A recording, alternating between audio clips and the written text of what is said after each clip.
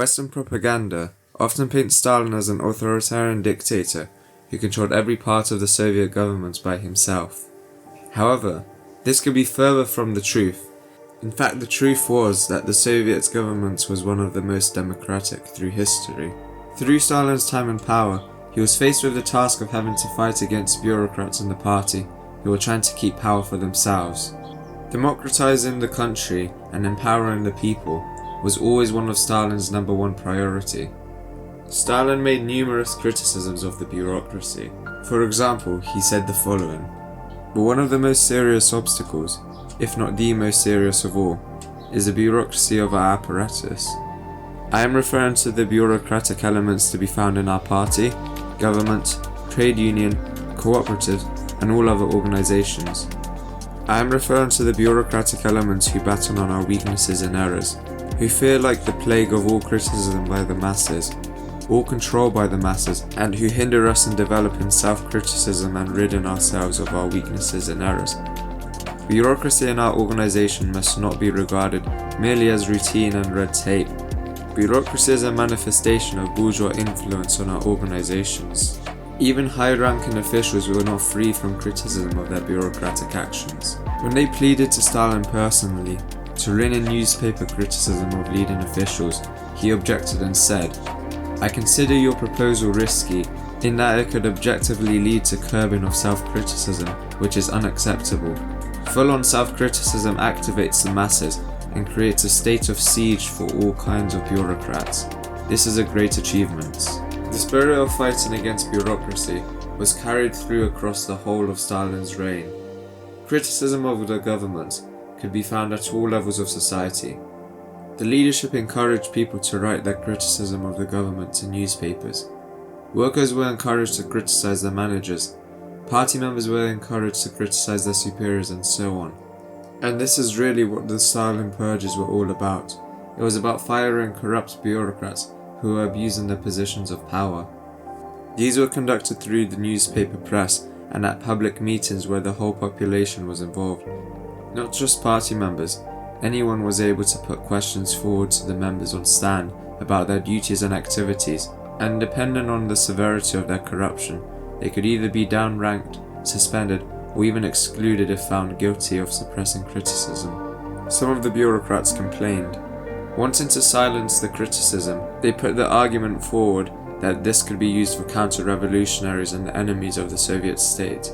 But Stalin rejected this view, saying, "Some comrades say it is not advisable to speak openly of one's mistake, since the open admission of one's mistakes may be construed by our enemies as weaknesses and may be utilized by them. This is rubbish, comrades, downright rubbish. The open recognition of our mistakes and their honest rectification can, on the contrary, only strengthen our party, raise its authority in the eyes of the workers, peasants, and working intellectuals, and increase the strength and power of our state. And this is the main thing. As long as we have the workers, peasants, and working intellectuals with us, all the rest will settle itself." Stalin believed that the leaders were not above the people. They must never make this narcissistic mistake that many bureaucrats had done and lost touch with the people. Stalin wrote this, saying, "Lenin taught us not only to teach the masses, but also to learn from them." What does this mean? It means first, that we leaders must not become conceited, and we must understand that if we are members of the Central Committee or our people's commissariats, this does not mean we possess all the knowledge for giving correct leadership. An official position by itself does not provide knowledge and experience.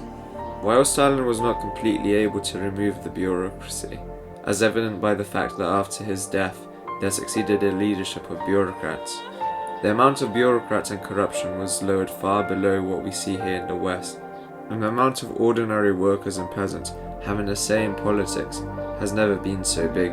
I mean, wouldn't it be nice if we were able to hold our leaders accountable like in the Soviet Union, rather than the blatant corruption and bureaucracy we see here in the West? This spirit of democracy allowed the people to actually have their interests represented in the government, rather than just electing a dictator like how we have in the West.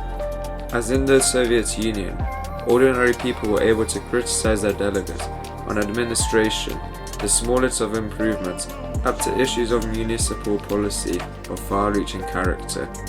Apparently nothing is formally excluded.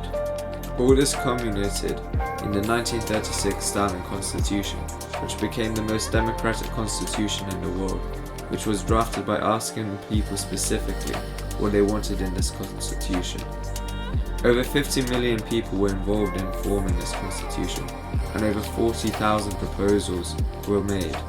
It gave all citizens of the Soviet Union equal rights, and was unique in democratizing culture itself, fully embracing women's liberation, rejecting colonialism and racism, democratic elections to all bodies of power through direct, universal, free, and secret ballot elections, guaranteeing the discrete satisfaction of the material needs to the people, giving far more rights to their citizens than any Western constitutions.